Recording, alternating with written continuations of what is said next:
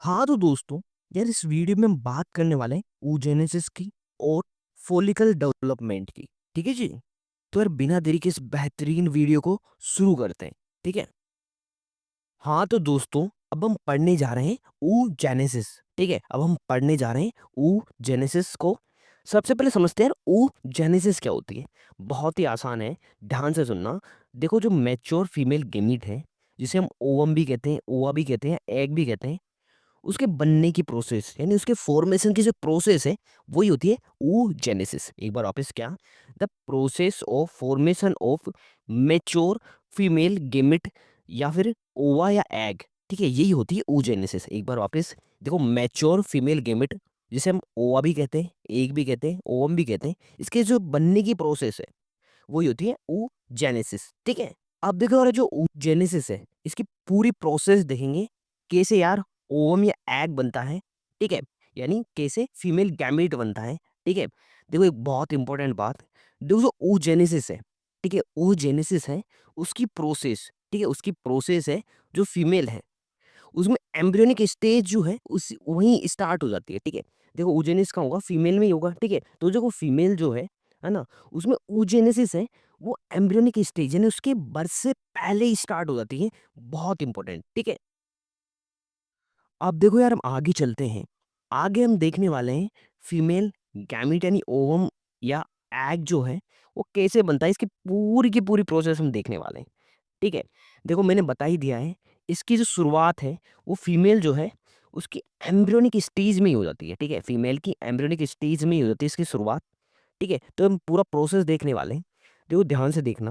देखो, सबसे पहले क्या होता है, जो फीमेल है उसकी ओवरी है, उसमें बहुत सारे ओगोनिया होते हैं, जिसे हम फीमेल गैमेट मदर सेल भी कहते हैं। ठीक है, ओगोनिया होंगे जिसे हम फीमेल गैमेट मदर सेल भी कहते हैं। ये करते हैं, इनमें माइटोसिस होती रहती है। इसमें क्या होती है, माइटोसिस होती रहती है। यानी क्या है, ये मल्टीप्लिकेशन करते रहते हैं और अपनी संख्या लगातार बढ़ाते रहते हैं। ठीक है। और हम इसकी प्लॉइड की बात करें तो ये क्या होती है, डिप्लॉइड होती है। ओगोनिया डिप्लॉइड है ना।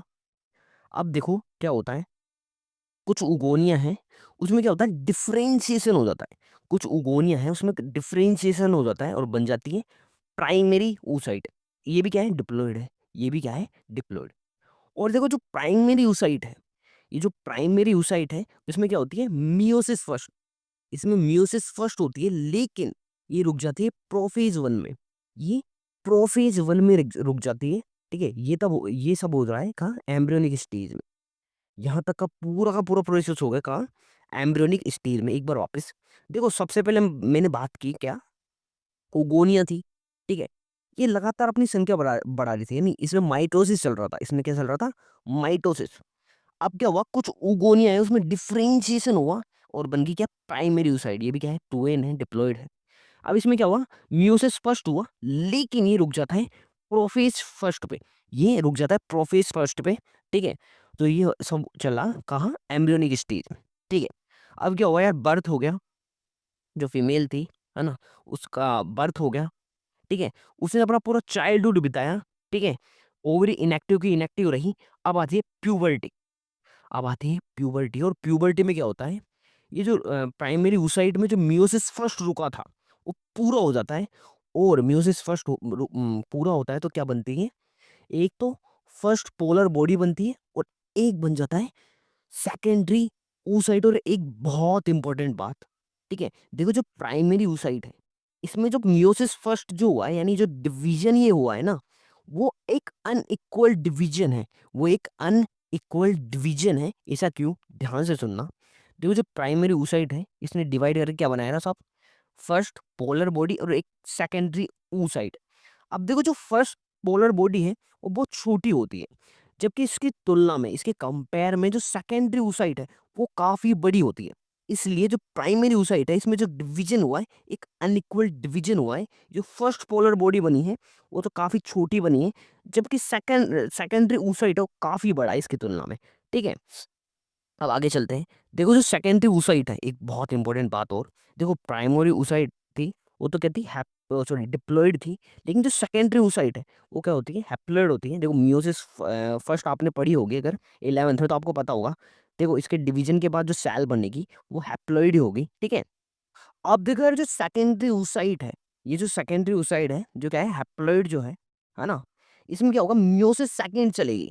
इसमें क्या होगा, मियोसिस सेकंड होगी। लेकिन यार क्या है, यहाँ भी जो मियोसिस सेकंड है वो पूरी नहीं हो पाएगी, ये रुक जाएगी कहाँ, मेटाफेज सेकंड में। ये कहाँ रुक जाएगी साहब, मेटाफेज सेकंड में। ठीक है, और कब तक रुकी रहेगी, जब तक इस सेकेंडरी oocyte के पास क्या नहीं आ जाता, स्पर्म। स्पर्म फर्टिलाइजेशन के लिए जब तक स्पर्म नहीं आ जाता, तब तक क्या है, जो सेकेंडरी oocyte है वो रुकी रहेगी कहाँ, मेटाफेज सेकंड में। ठीक है, जैसे ही इसके पास सेकेंडरी oocyte के पास स्पर्म आता है, मियोसिस सेकंड है वो कंप्लीट हो जाती है। और क्या बनता है, एक तो बन जाती है सेकेंडरी पोलर बॉडी, और एक बन जाता है ओवम। ठीक है, जो हमारा अल्टीमेट टारगेट था बनाना। ठीक है, ओवम क्या है, फीमेल गैमीट है ओवम, यही हम बनाना चाहते थे। तो ये लास्ट में ही बन जाता है। और एक बहुत इंपॉर्टेंट बात यहाँ भी, ये जो डिवीजन हुआ है, ये जो डिवीजन हुआ है, ये भी क्या है, अनइक्वल डिवीजन है। ये जो डिवीजन है वो क्या है, अनइक्वल डिवीजन है। इसमें भी जो सेकेंडरी पोलर बॉडी जो बनी है, सेकेंड पोलर बॉडी जो बनी है, वो छोटी है ओम की तुलना में। इसलिए जो म्यूसिस सेकेंड है, ये भी क्या है, एक अनइक्वल डिवीजन है। तो यार इस तरह से oogenesis कंप्लीट होती है। आप देखो जो यार oogenesis है, इसका फटाफट से रिवीजन कर लेते हैं। देखो सबसे पहले क्या था, oogonia थी। ये क्या करती, माइटोसिस कर रही थी, यानी मल्टीप्लिकेशन कर रही थी लगातार। ठीक है, अब क्या होता है, कुछ oogonia है वो डिफरेंशिएट हो जाती है। कुछ oogonia है वो डिफरेंशिएट हो जाती है और बना लेती है प्राइमरी oocyte। ठीक है, प्राइमरी oocyte बना लेती है। इसमें क्या होता है, मियोसिस फर्स्ट चलती है। मियोसिस फर्स्ट चलती है, लेकिन ये रुक जाती है कहाँ, प्रोफेज फर्स्ट पे। ठीक है, जो प्रोफेज वन है या प्रोफेज फर्स्ट है, यहाँ रुक जाती है। ठीक है, और यहाँ तक की जो पूरी प्रोसेस है वो एम्ब्रियोनिक स्टेज में चल रही है। मतलब अभी तक फीमेल ने जन्म नहीं लिया है, वो एम्ब्रियोनिक स्टेज में ही है। ठीक है, oogonia है, ये टू एन होती है, यानी डिप्लॉयड है। प्राइमरी oocyte भी डिप्लॉयड है। ठीक है, अब क्या होता है, बेबी का बर्थ हो जाता है, फीमेल का बर्थ हुआ, अपना पूरा बचपन बिताया, चाइल्डहुड बिताई, जहाँ ओवेरी है वो इनएक्टिव पड़ी रही, पूरा इनएक्टिव ही थी ओवेरी। अब प्यूबर्टी आ जाती है, और प्यूबर्टी में क्या होता है, जो प्राइमरी oocyte में जो मियोसिस फर्स्ट रुका हुआ था वो कंप्लीट हो जाता है। और जो डिवीजन होता है ना, ये जो डिवीजन होता है वो अनइक्वल डिवीजन होता है।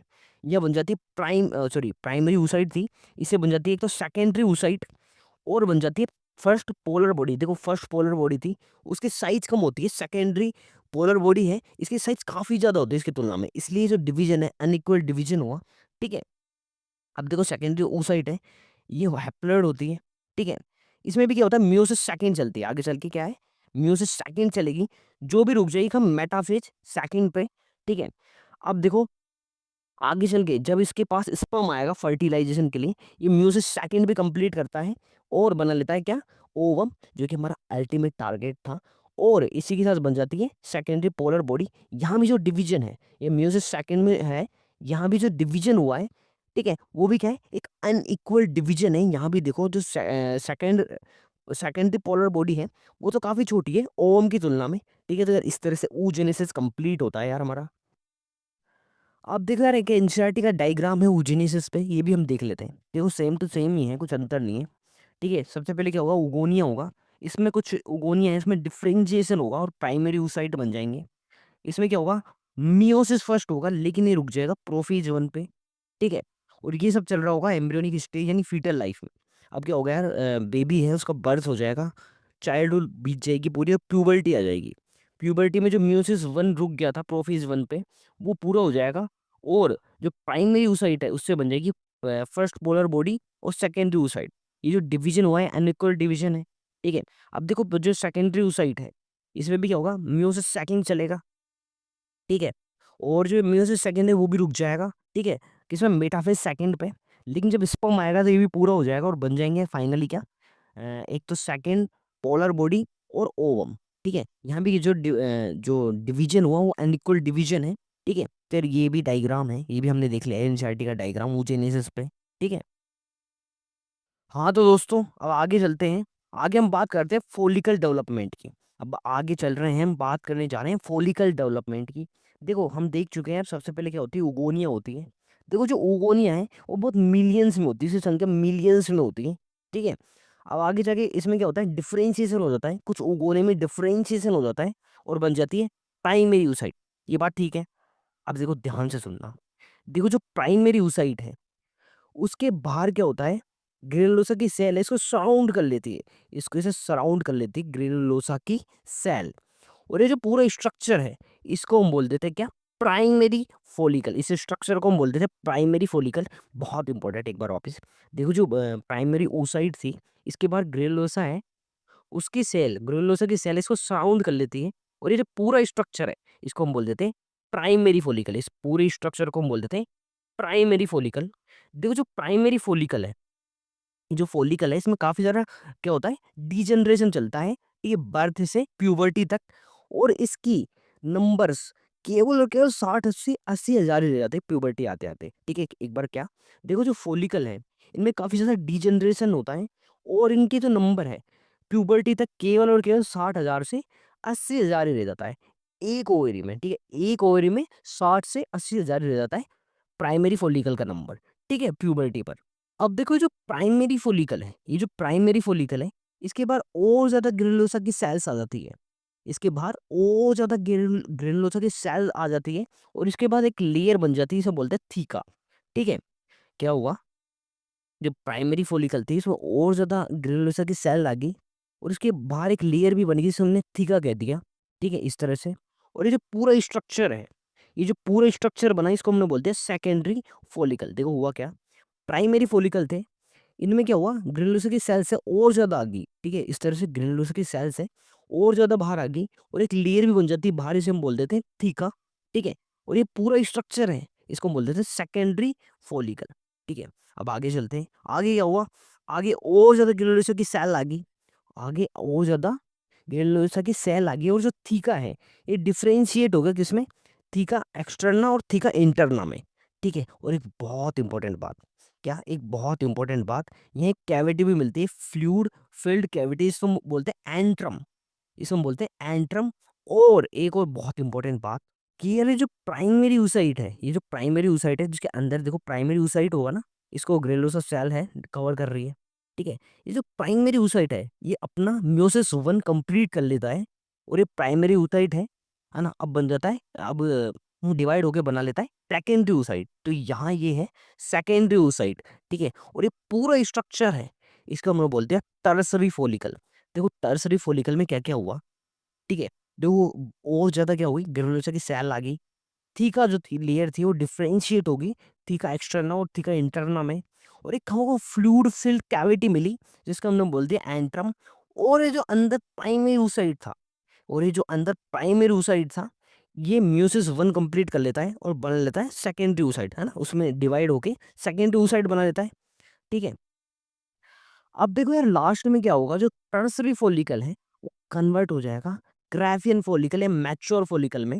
देखो यहाँ क्या होता है, जो ग्रेनुलोसा की सेल है उसकी कवरिंग या सराउंडिंग है वो और ज़्यादा बढ़ जाती है। और एक बहुत इंपॉर्टेंट बात है, यहाँ क्या होता है, जो सेकेंडरी oocyte है उसके बाहर एक नई मेम्ब्रेन आ जाती है जिसको हम बोलते हैं जोना पैलिसिडा। तो यार इस तरह से हमारा फॉलिकल डेवलपमेंट खत्म होता है। ठीक है जी, एक बार रिवीजन कर लेते हैं, देखो हमने क्या क्या पढ़ा अभी तक। उगोनिया थी, डिफरेंशिएट हुई कुछ ओगोनिया, और बना लिया प्राइमरी oocyte। देखो जो प्राइमरी oocyte है उसके बाहर ग्रेनुलोसा की सेल है वो सराउंड होने लग जाती है, और ये जो स्ट्रक्चर है इसको हम बोलते हैं प्राइमरी फॉलिकल।